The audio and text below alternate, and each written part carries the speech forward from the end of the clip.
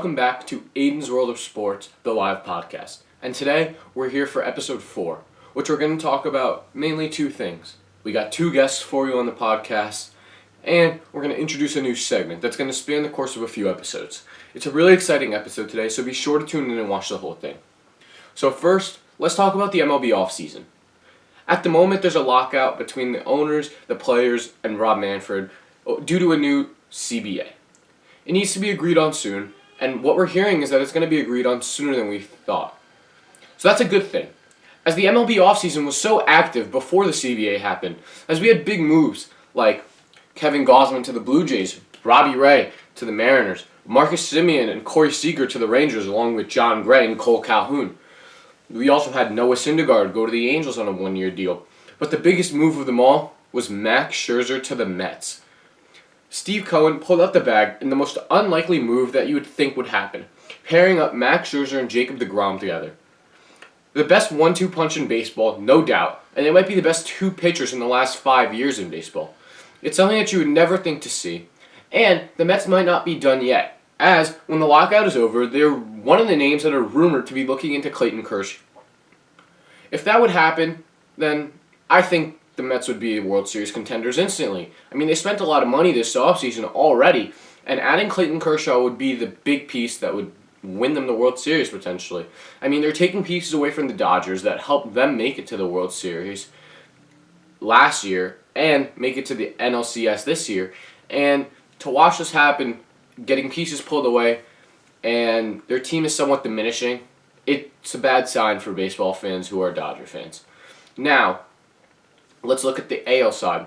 The AL East, the toughest division in baseball, is getting much tougher. The Blue Jays are adding firepower. Though they lost Marcus Semien and Robbie Ray, they got Kevin Gausman, who seems to be just as good a pitcher as Ray. Now, you never know what's going to happen, losing Marcus Semien, who was third in the MVP voting. But they have a good infield, they have a good farm system, and I think they can make up for that loss, as they don't want to pay him for so long, because he might not be able to sustain that production. The only thing is, in the AL East, is that the Yankees have not made a single move, surprisingly.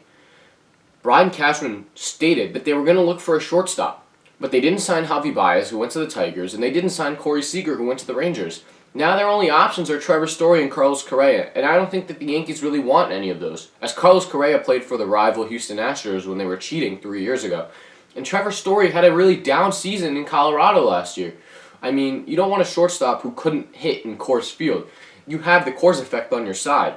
But we'll see what happens, as I think it might be best for the Yankees to sign Trevor Story to a short-term deal. And then when he's off that deal, let him go, and let your farm system come up with Anthony Volpe. We'll see what happens. The Yankees are still in on many players in free agency, and when this lockout is over and they can sign players, there might be an all-out frenzy. We'll see what happens, as some notable names left are Clayton Kershaw, Carlos Correa, Trevor Story, Freddie Freeman's still on the market, Carlos Rodon is also still on the market, and the Yankees are rumored in most, if not all of those players. There are also other teams such as the Braves and the Dodgers who are rumored in multiple players, but we'll see what happens. And now, that is all for the MLB talk, as we can't really talk about much since the lockout is stopping things. And I'll get back to you with MLB news once the lockout is over. On to the first interview.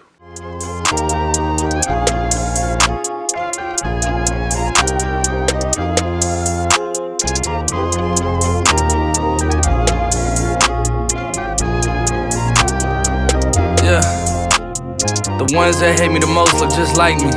You tell me what that means. Make a slick comment and see what that brings. I seen it go down, we can reenact things. Extreme like BMXing. These boys in they PMSing. People in the city see the movement occurring and say, my God, I wanna be in that scene. Damn right you wanna be in this scene. She had the video trying to be in this scene. Used to fantasize about being this scene. Bluegrass girl, but she got big dreams. Can't touch me, I got instincts. Locked in the house, but I'm plotting things. I brought a gang to the party with me. 5 white boys, but they not in sync. What y'all think?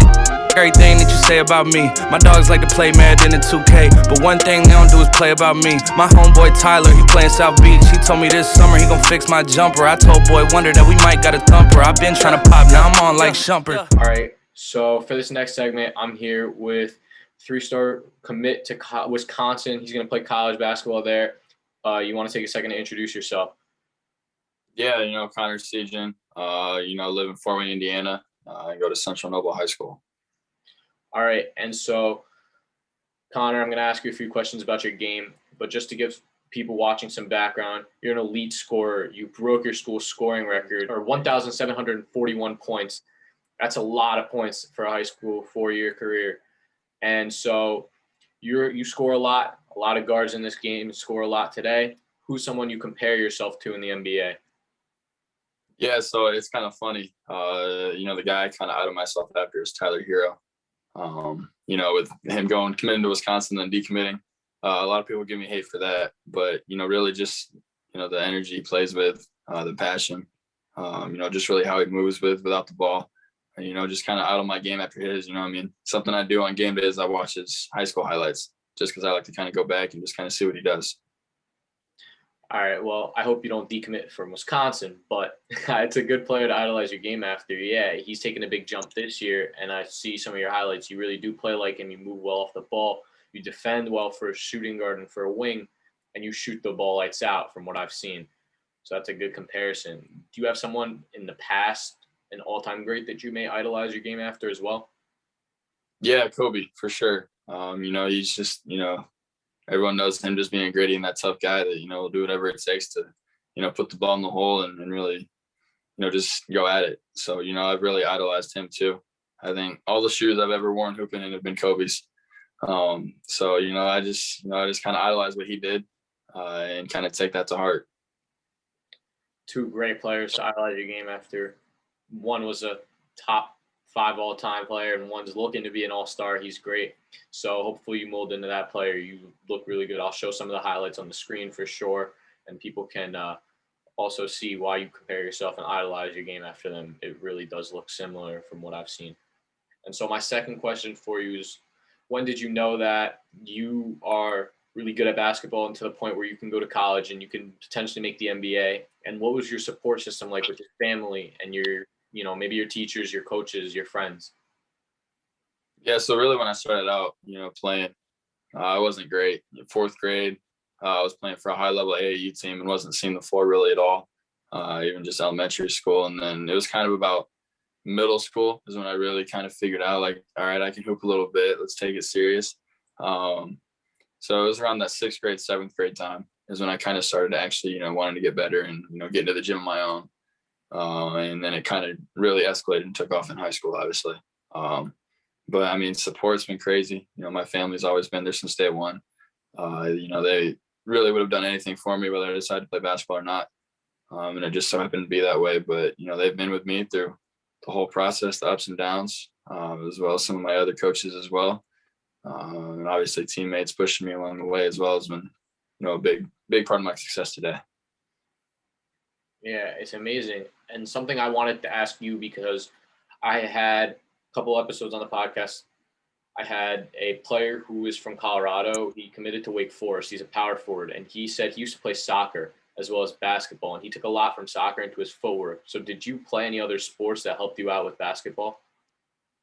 Really, I used to play football and baseball. I played football all the way through middle school. But baseball, honestly, I was better at baseball than I was basketball. I just, you're really just kind of an all-around athlete. They kind of, you go out and do whatever. I was out there doing it. But the baseball was definitely my other sport that I really, took to heart. And I ended up stopped playing baseball in probably 6th, 7th grade, kind of when I started taking basketball serious. Yeah, and I just wanted to ask that because I know he said he took a lot from soccer into basketball. So it's interesting to see what these athletes play, and you can look at highlights from both sports and see, wow, that looks similar, and he could have taken that and put it into his game. It's interesting to see how the different sports mesh together.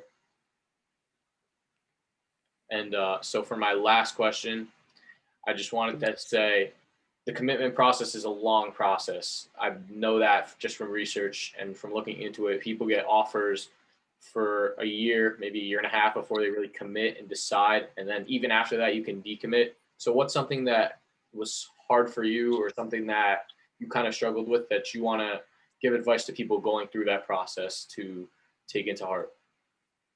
Yeah, first off, I mean,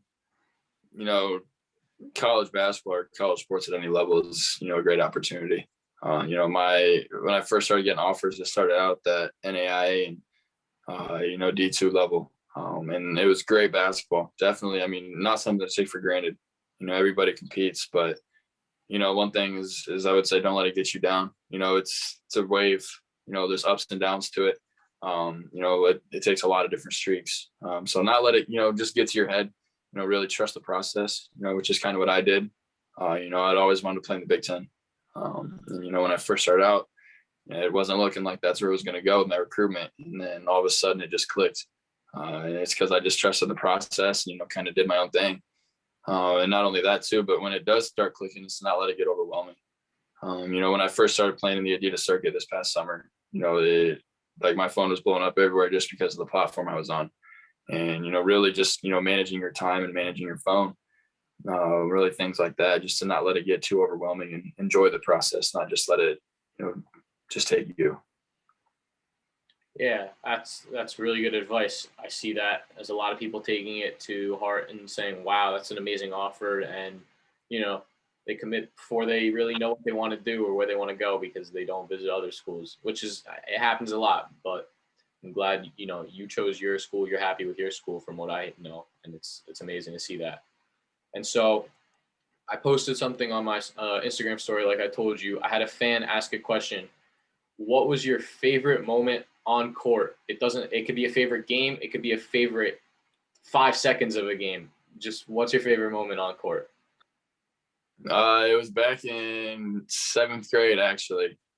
We were down by 1 and it was like 8 seconds left and we got a miss. I went down full court and hit a step back for the game. And that was really I'd say that's just, game winners, obviously. Everyone loves to hit a game winner. And I'd say that's definitely one of my favorite moments on the court. The rush of everybody, it was just crazy. All right. That's amazing. I play pickup, but hitting a game winner always feels good. Yes, sir. You know it. All right. Thank you so much for coming on the podcast. I appreciate it. Maybe I'll get in touch with you, get you back on after your senior season, touch base again. Absolutely. Would love to. Thank you. All right. And welcome back. And for this next segment of the podcast, I'm here to introduce a good friend of mine. So let's hear him talk.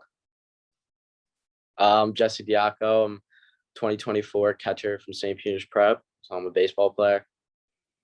All right. And so personally, I've known Jesse for a while. He's caught me. He's hit with me, and we got in a lot of work together. So I know a little bit of what we're going to talk about, but I want you guys to know he's ranked in New Jersey. So let's talk about what you're doing now in the winter to maintain that level that you're at, because it's off season, but your goals are D1 or whatever your goals are to keep working and training to maintain that rank or at least gain ground. So what are you doing in the winter? So yeah, my goals are D1, and to do that in the off season. Right now I'm hitting 3 days a week, and then St. Peter's Prep is a pretty good baseball program. They run it pretty well, so we lift 3 days a week together, and then the other 2 days in the work week I lift on my own, and then Saturdays and Sundays I try and get lifts in, but it's mainly catching or hitting or whatever it is. And then conditioning wise, I go on runs and stuff with my brother for the stamina, and just work as hard as I can.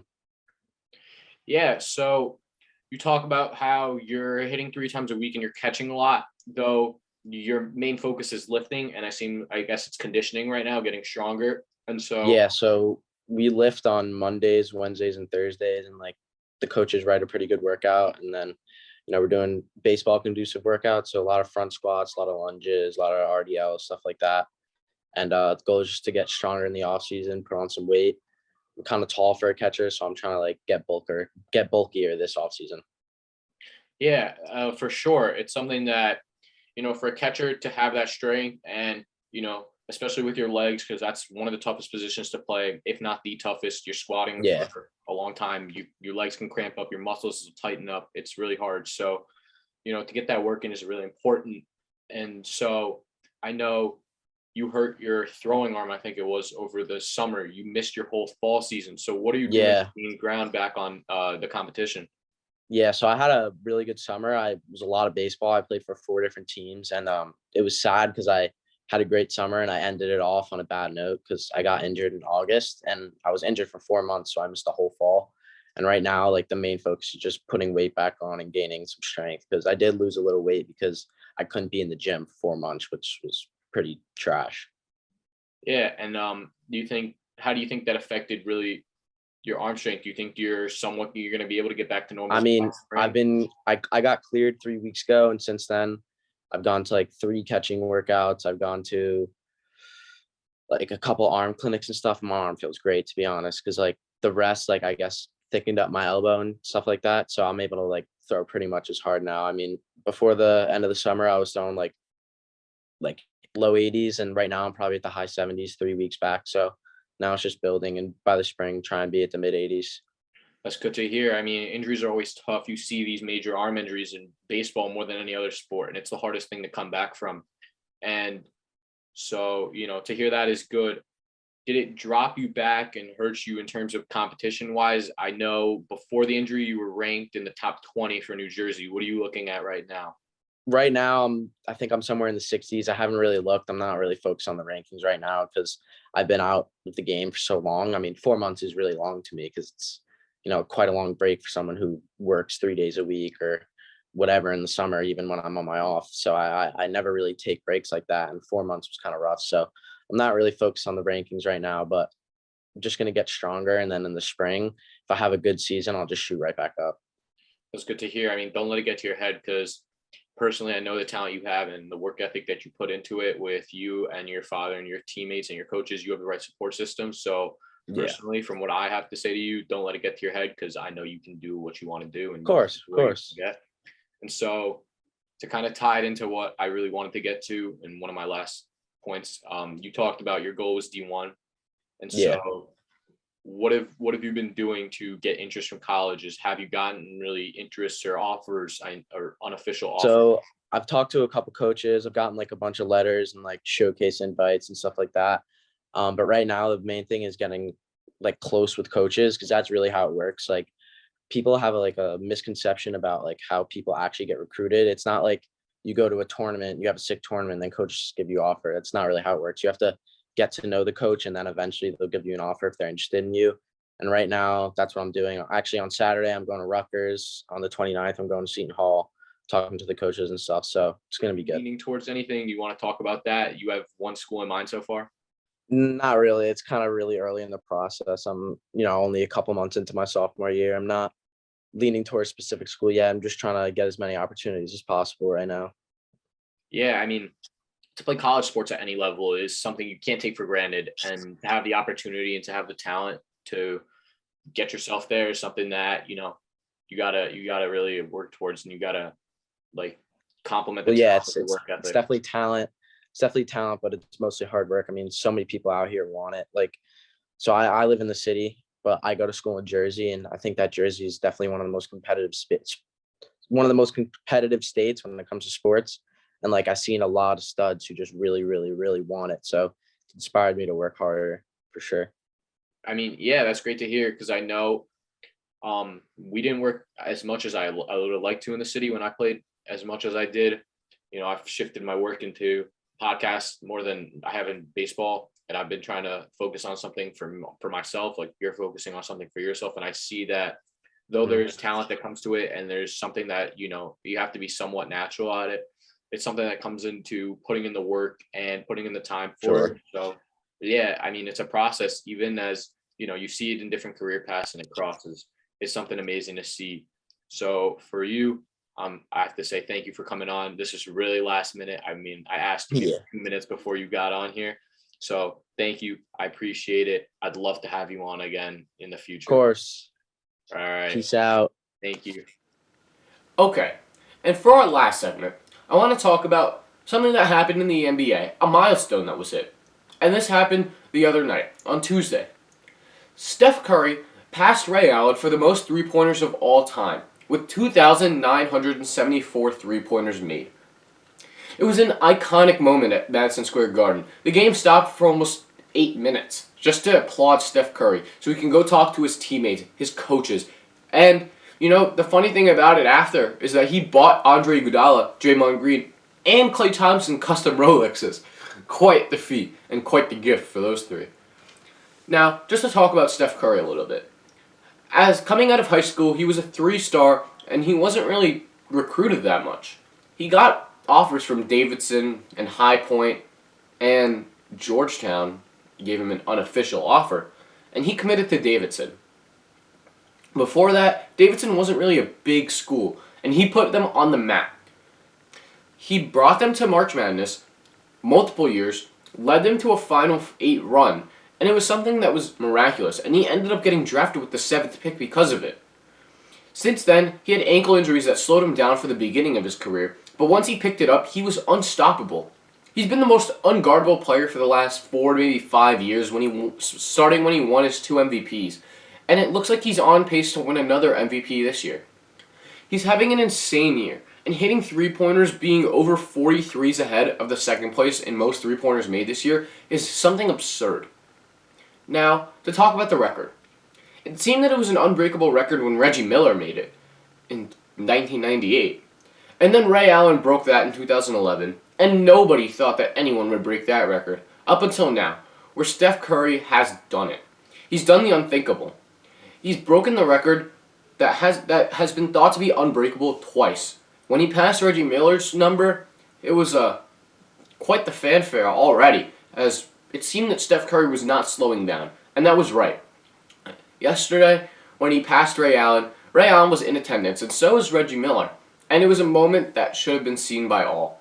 As you see little Spike Lee taking pictures in the back, Ray Allen, Reggie Miller, Steph Curry, hugging, talking it out, and it was a moment that will never be forgotten. One of the most iconic nights in NBA history, and it happened in the mecca of basketball, MSG.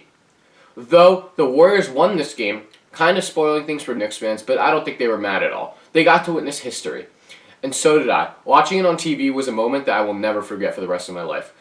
It's something that you see as someone you idolize when the game starts changing, and everyone shoots threes and yells, Curry. When he yells, Curry, or when you yell Curry knowing he's going to shoot a three, most of the time, it's going in. And that's what that means. As he's broken the record for most three-pointers of all time, and nobody will catch up to him. Mark my words. And I'm just going to say that, and that'll be all for the podcast, as I will see you next time with Aidens World of Sports over the holidays. Yo, what's up, everyone? It's your boy, Eric Walquizito, a.k.a. Stuytown22, the legend. And I don't think anyone can beat me in half-court shooting. So let's get on with it.